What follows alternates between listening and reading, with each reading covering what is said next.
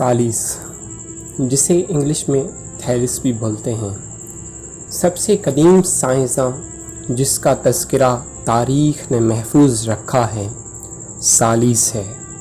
यकीनन इससे पहले भी बहुत से अशख़ास ऐसे गुज़रे होंगे जिन पर साइंसदान की तारीफ़ सादिक आती होगी, मगर तारीख़ के इस धुंधले दौर में उनका कोई नक्श बाकी नहीं रहा, इसलिए उनका नाम आज तक कोई नहीं जानता। मगर सालिस इस लिहाज से खुशनसीब था कि उसकी ज़िंदगी के ऐसे आसार और कारनामे बाकी रह गए जिनसे उसको शोहरत दवाम हासिल हो गई। वो हज़रत मसीह से 6 सदी कब्ल यानी 629 काफ मीम में पैदा हुआ और उसने 100 बरस के लगभग उम्र पाई। मशहूर यूनानी मौरख हेरोडोटस, जो दुनिया का सबसे कदीम तारीख़दान है, सालिस से तकरीबन 2 सदी बाद गुज़रा है। इस मौरख ने अपने शहराए आफाक तारीख़ 9 जिल्दों में लिखी है, जिसमें उसने यूनान, मिस्र और ईरान के उन मशाहिर के हालात कलमबंद किए हैं जो उसके ज़माने में या उससे पहले हो गुज़रे हैं। उनमें सालिस का भी जिक्र आता है। हेरोडोटस की तहरीर के मुताबिक सालिस यूनान का बाशिंदा नहीं था, बल्कि वो फोनीशिया का रहने वाला एक फ़नीकी था। फोनीशिया कदीम ज़माने में मौजूदा शाम और लुबनान के इस हिस्से को कहते हैं जो बहीरा रूम के एशियाई साहिल के साथ साथ वाक़या है। उस कदीम ज़माने में यहाँ के रहने वाले इल्म और दौलत में यूनानियों और मिस्रियों से किसी तौर कम न थे। एक और मुहक्किक की राय ये है कि अगरचे सालिस एशियाई कोचक का ही रहने वाला था, मगर यूनानी असल था। हकीकत यह है कि नस्लन ख्वाह वो फ़नीकी हो या यूनानी, उसने अपनी ज़िंदगी का अक्सर हिस्सा यूनानी सल्तनत में बसर किया था, इसीलिए उसका शुमार यूनानी दानिशवरों में होता है। सालिस के ज़माने में यूनानी सल्तनत एशियाई कोचक के साहिली इलाकों तक फैली हुई थी और इस इलाका एक शहर मलतूस तिजारती मंडी होने के बायस ख़ास शोहरत रखता था। सालिस का आबाई घर इसी शहर मलतूस में वाक़या था, इसीलिए अरबी किताबों में वो सालिस मल्ती के नाम से मशहूर है। उसके बाप का नाम जामीस और उसकी माँ का नाम कलबोलीन था, और ये दोनों नाम भी सालिस की लाजवाल शोहरत के तुफैल जिंदा जावेद हो गए हैं। सालिस का बाप एक दौलतमंद शख्स था और उस ज़माने के बहुत से उमरा की तरह उसका पेशा भी सौदागरी था। गालबन यही सौदागरी सालिस को पहल मिस्र ले गई, जो उस कदीम ज़माने में इल्म और दानिश का एक बहुत बड़ा मरकज़ था। यहाँ उसने मिस्री असातिज़ा के सामने ज़ानवी शागिर्दी तहिया किया। चुनाचे ये उन्हीं असातिज़ा का असर था जिसके मातहत उसने सौदागरी के आबाई पेशे को छोड़कर इल्मी तहकीक को अपना ओढ़ना बिछोना बनाया और फिर इसी मशगले में अपनी सारी ज़िंदगी बसर कर दी। सालिस ने अगरचा मिस्री असातिज़ा से साइंस, फ़लसफ़े और रियाजी के सबक लिए थे, लेकिन तबअन वो मुक़ल्लिद न था। एक सच्चे मुहक्किक की तरह उसके अपने ख्यालात थे जो उसके ज़ाती मुशाहिदे और गौर व फ़िक्र का नतीजा थे।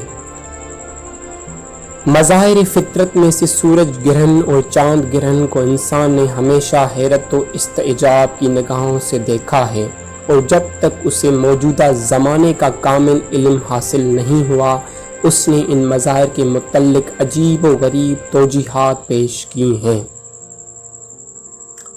ख़ास तौर पर कामिल सूरज ग्रहण, जिसके दौरान में ऐन रोज़ रोशन में दफ़अतन रात की सी तारीकी छा जाती है, तो हम परस्त इंसानों के लिए एक आफत अजीम थी, जिसको टालने के लिए वो दुआएं मांगते थे, खैरात करते थे, ढोल पीटते थे, तीर चलाते थे और आग जलाते थे।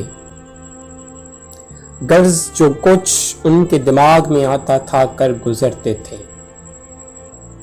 سالیس نے سورج گرہن اور چاند گرہن کی اصل وجہ بیان کی، مگر اس کی رائے کا لوگوں نے مذاق اڑایا۔ اپنی بات کو ثابت کرنے کے لیے اس نے کامل سورج گرہن کے متعلق جو کہ 585 کاف میم کو ہونے والا تھا حساب لگا کر اس کی صحیح تاریخ معلوم کی اور برسوں پہلے اس تاریخ کا اعلان کر دیا۔ لوگوں نے اس تاریخ کا بڑی بے صبری سے انتظار کیا، اور جب اس تاریخ عین دن کے وقت رات کا سا اندھیرا چھا گیا تو سالیس کی عظمت ان کے دلوں میں بیٹھ گئی۔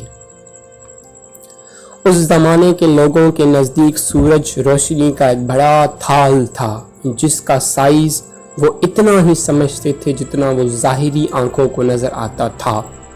سالیس نے سورج کے متعلق پہلے یہ انکشاف کیا کہ وہ لاکھوں میل چوڑا ہے۔ آج ہم جانتے ہیں کہ سورج کا قطر 8,34,000 میل ہے، اسی لیے سالیس کے لیے جس کے پاس پیمائش کے جدید آلات نہیں تھے، سورج کے قطر کو لاکھوں میل کا قرار دینا اس کی حیت دانی کا ایک شاہکار ہے۔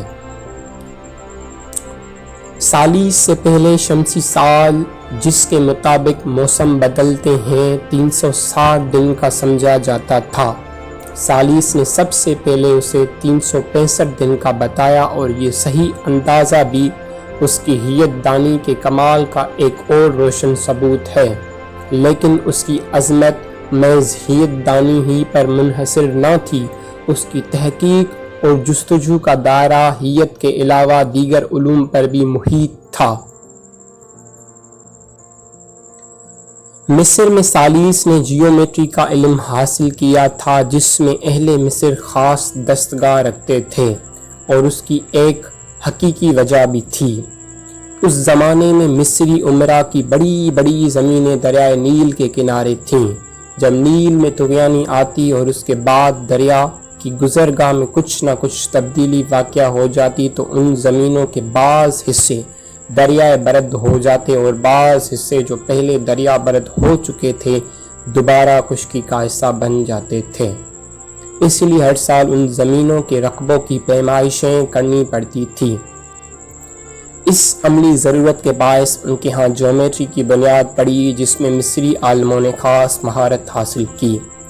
عملی جیومیٹری کا یہی علم سالیس نے مصریوں سے حاصل کیا اور پھر اپنے دماغ کی جدت سے اس کو اثباتی جیومیٹری کے قالب میں ڈھال دیا۔ مصر کے وہ فلک بوس مینار جو اہرام مصر کہلاتے ہیں اور آج تک سیاحوں کی منزل مقصود ہیں، سالیس کے زمانے میں بھی موجود تھے۔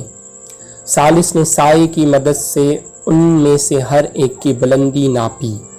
اس کا طریقہ بہت سادہ تھا۔ اس نے دن کو ایک ایسا وقت منتخب کیا جب اس کا اپنا سایہ ناپنے پر عین اس کے قد کے برابر نکلتا تھا، اور اس وقت مینار کے سائے کو ناپ لیا۔ ایک ایسے دور میں جب بعد کے زمانے کے تمام آلات پیمائش ناپید تھے، اس سے زیادہ سادہ اور صحیح طریقہ اور کون سا ہو سکتا تھا۔ سالیس کے ان کارناموں کے ساتھ ساتھ ان کی غلطیوں کی نشاندہی بھی ضروری ہے۔ سالیس کا خیال تھا کہ زمین ہی کائنات کا مرکز ہے، اسی لیے چاند، سورج اور ستارے تمام کے تمام زمین ہی کے گرد گھومتے ہیں، مگر یہ ایک ایسی غلطی تھی جس میں سالیس سے پورے 2000 برس بعد تک عیسائیوں کے مذہبی رہنما گرفتار رہے۔ اسی لیے اس غلطی پر سالیس کو مورد الزام نہیں ٹھہرایا جا سکتا۔ اس کی دوسری غلطی یہ تھی کہ اس نے پانی کو تمام کائنات کا منبع قرار دیا۔ اس کے خیال میں پانی اصل ہے اور دنیا بھر کی تمام چیزیں پانی سے پیدا ہوئی ہیں، مگر ان ابتدائی ایام میں اپنے خیالات کا نشو و نما پا جانا کچھ اچنبھے کی بات نہیں ہے، کیونکہ دوسرے فلاسفرز کی طرح سے اس بارے میں اس سے بھی کہیں زیادہ عجیب و غریب خیالات کا اظہار کیا گیا ہے۔ چنانچہ اسی عہد کے ایک اور یونانی فلسفی اناکسی ماندریر کا خیال تھا کہ زمین ایک سلنڈر کی مانند ہے جو چاروں طرف ہوا کے یکساں دباؤ پڑنے کے باعث فضا میں معلق ہے۔ اس ساکن سلنڈر کے گرد چاند، سورج اور ستارے گردش کناں ہیں۔ زمین پر جانداروں کے ظہور کے متعلق اس سائنسداں کا نظریہ یہ تھا کہ سورج کی گرمی سے ابتدا میں زمین پر جگہ بجگہ کئی ابھار پیدا ہوئے، پھر جس طرح انڈے کے تڑکنے سے اس کے اندر سے بچہ نکل آتا ہے، اسی طرح ان ابھارے کے پھٹ جانے پر ان کے اندر سے طرح طرح کے جانور نکلے۔ جس زمانے میں ایسے بے سروپا خیالات پرورش پا رہے ہوں، اس عہد میں ثالث کی زبان سے یہ نکلنا کہ پانی تمام کائنات کا منبع ہے، ایک ایسی بات تھی جس پر اسے الزام نہیں دیا جا سکتا، خاص طور پر جب یہ حقیقت تو آج بھی مسلم ہے کہ پانی زندگی کے لیے، خواہ وہ نباتات کی زندگی ہو یا حیوانات کی، ہوا کے بعد سب سے ضروری شے ہے۔